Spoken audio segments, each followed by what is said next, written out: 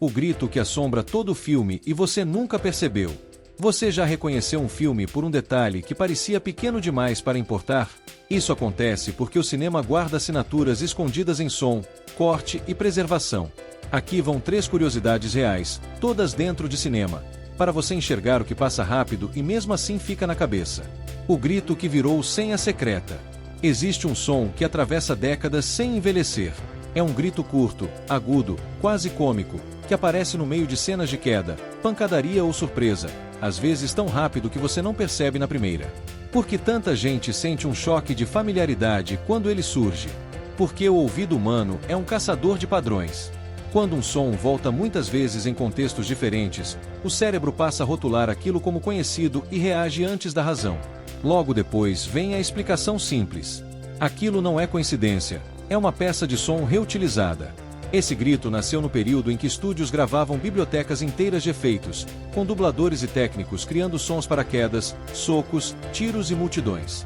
Era comum registrar material em rolos e reaproveitar quando a produção precisava de velocidade e consistência. Com o tempo, alguns editores de som começaram a tratar certos efeitos como um aceno entre colegas. Entra como um detalhe escondido, sai como um sorriso interno. Em vez de gravar um novo grito para cada figurante, eles puxam um arquivo clássico e encaixam no corte. Isso economiza tempo, mantém a cena limpa e ainda vira uma marca. Quando você escuta, a sensação pode ser estranha. Você sabe que já ouviu, mas não sabe de onde. Quem nunca parou no meio de uma cena e pensou se aquilo estava em outro filme? A resposta é que estava, em muitos. Ele foi parar em franquias gigantes, em aventuras, animações e filmes de ação. O curioso é que em vez de cansar, virou brincadeira profissional. Diretores de som falam dele como se fosse uma assinatura, um grafite discreto no canto do quadro. A cultura cinéfila transformou o grito em objeto de caça e fãs passaram a procurar como quem caça um detalhe em uma pintura. Isso revela outra coisa sobre o cinema. O som não é enfeite, ele é direção de atenção. Um grito desse tipo pode empurrar sua emoção para o lugar certo no meio do caos da cena. Ele diz, sem palavras, alguém caiu, alguém sofreu, algo saiu do controle. Agora pense no contrário. Se o som some, a cena perde impacto, mesmo com a imagem igual. É por isso que existe Foley, que é a criação artesanal de sons em estúdio com passos, tecidos, madeira e metal. É por isso que existe desenho de som, que é a escolha de cada ruído para guiar a sensação. Esse grito famoso virou símbolo porque mostra o poder de um detalhe repetido. Ele começa como material prático, vira tradição e termina como código entre profissionais. Ele ganhou um apelido específico dentro da indústria, conhecido como Grito Wilhelm, porque foi reconhecido e reaproveitado em filmes antigos e depois canonizado por profissionais. Não é um som que surge por acaso. Para caber, ele passa por mixagem. A mixagem é o equilíbrio entre diálogos, música e efeitos para que nada brigue com nada. Se a cena está em uma caverna, o grito recebe reverberação, que é o eco controlado do ambiente. Se a cena está ao ar livre, ele fica mais seco, sem cauda longa.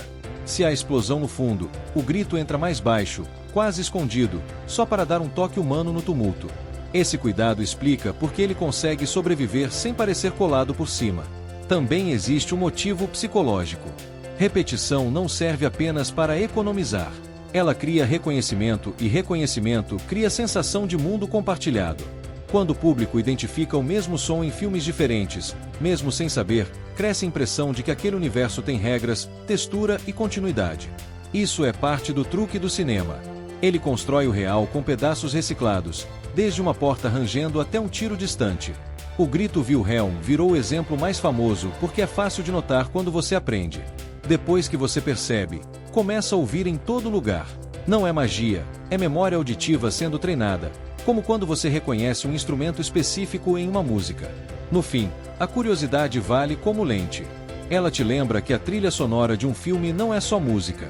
É um mosaico de decisões pequenas, feitas por gente que conhece o peso de um segundo. Um grito pode ser o pedaço mais visível desse trabalho invisível. Ouça som original do grito.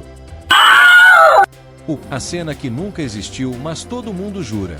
De vez em quando alguém afirma com convicção que viu uma cena específica em um filme famoso. Ela descreve o enquadramento, o gesto, a fala e até o silêncio depois. Você procura, revisita, avança, volta e nada. A cena não está lá. Então surge a pergunta que corta o orgulho de qualquer memória. Como alguém pode lembrar com tanta força do que não aconteceu? A resposta costuma ser menos sobrenatural e mais humana. A memória não é um arquivo, é uma reconstrução. Ela junta pedaços reais com atalhos mentais e preenche lacunas para formar um relato coerente. No cinema, esse efeito se multiplica por causa das versões. Um filme raramente existe em apenas uma forma. Há o corte exibido no cinema, há o corte do diretor, há versões para televisão com trechos encurtados, há edições internacionais para atender censura e classificação, há restaurações em alta definição que trocam cor, há lançamentos em mídia doméstica com cenas extras, há plataformas que atualizam o mesmo título sem avisar. Em países como o Brasil, dublagens diferentes também mudam a sensação de uma cena. Uma escolha de palavra pode alterar o tom, fazer uma fala soar mais dura ou mais leve. Se você viu primeiro na televisão e depois no streaming, você pode estar comparando dois filmes que carregam o mesmo nome. Existe ainda um fenômeno de marketing que confunde a lembrança. Trailers e comerciais usam tomadas alternativas. Eles cortam a fala em outra ordem, escolhem um olhar que não está no corte final, montam uma reação que nunca aparece completa. Você guarda isso como se fosse parte do filme, porque para o cérebro a fonte importa pouco quando a emoção é parecida. Depois, ao conversar com amigos, a lembrança ganha força social. Se 3 pessoas repetem o mesmo detalhe, a quarta passa a confiar e incorpora. É assim que nasce uma memória coletiva torta, o chamado efeito Mandela, que é quando muita gente compartilha a mesma lembrança errada. Ele não prova mistério, ele prova como a mente copia modelos do grupo para economizar energia. Um exemplo comum envolve frases atribuídas a personagens icônicos. Muita gente repete uma versão mais simples, mais sonora, como se fosse a fala oficial, mas o filme traz uma construção diferente, com outras palavras e outro ritmo. Quando você descobre, sente que o mundo mudou e, na verdade, quem mudou foi a forma de lembrar. Outro exemplo aparece em cenas que parecem longas na cabeça. Na prática, às vezes são poucos segundos. O corte é rápido, a música cresce, o close passa e o espectador completa o resto. Ele imagina um olhar a mais, um silêncio a mais, uma resposta a mais. Isso tem consequência direta na experiência. Se a memória do público pode ser moldada por trailer, dublagem e conversa, o que você acha que acontece com filmes que são vistos em pedaços, em vídeos curtos, em resumos, em memes? Acontece que o resumo vira o filme na mente de muita gente. E aí vem o perigo silencioso. Você discute uma obra que não assistiu inteira e mesmo assim se sente dono dela. Para escapar desse atalho, há um gesto simples. Voltar ao original, assistir com atenção, perceber que o cinema não é só o que está na tela, é também o que o espectador leva para dentro e devolve ao mundo. Filmes perdidos e roubados pelo tempo. Quando se fala em cinema, quase todo mundo imagina algo eterno, guardado em servidores e nuvens. Só que grande parte do que já foi filmado desapareceu. Algumas obras sumiram por descuido, outras por incêndio, outras por decisão fria de quem achou que aquilo não valia armazenamento. Durante décadas, rolos de película foram tratados como material perecível. Havia pouco espaço, havia custo, havia a ilusão de que o próximo lançamento apagaria o anterior. Em muitos casos, a própria matéria do filme era instável. A película de nitrato, usada por muito tempo, pode se decompor e virar um pó pegajoso, pode exalar cheiro forte e em condições ruins, pode pegar fogo com facilidade. Isso não é lenda, é química e tempo trabalhando contra a memória. Existem filmes famosos por serem fantasma. Um exemplo citado com frequência é London After Midnight, um terror da era silenciosa do qual restaram fotos e relatos, mas não uma cópia completa confiável. Outro caso é Cleópatra de 1917, hoje considerada perdida, lembrada por registros e fragmentos. Mesmo quando o filme não some inteiro, ele pode ficar mutilado. Há obras que tiveram partes cortadas antes da estreia, depois destruídas ou abandonadas em algum depósito. Isso aconteceu com filmes que foram mal em exibições de teste, quando o estúdio entrou em pânico e encurtou tudo. Você já imaginou assistir a um clássico e descobrir que a versão original não existe mais? A resposta é que isso ocorre mais do que parece. O público conhece o que sobrou, não necessariamente o que foi criado. Às vezes a história muda para melhor, por sorte e teimosia.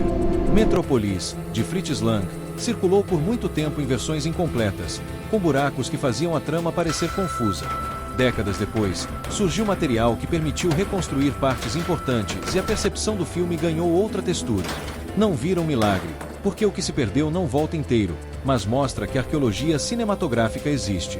Ela depende de arquivos públicos, cinematecas, colecionadores, universidades e técnicos que sabem limpar, escanear e estabilizar o que está por um fio. Restauração é isso. Um conjunto de decisões para preservar imagem e som, corrigindo danos sem falsificar a obra. Quando um filme desaparece, some mais do que entretenimento. Também some linguagem, moda, arquitetura, jeito de andar, forma de falar, gestos cotidianos que nenhum texto descreve com precisão. Um rolo perdido é uma janela fechada. Por isso a preservação é um trabalho de bastidor tão importante quanto o set. A curiosidade aqui não é nostalgia vazia. Ela é um aviso concreto. O cinema, que parece indestrutível, depende de gente cuidando do que ninguém aplaude.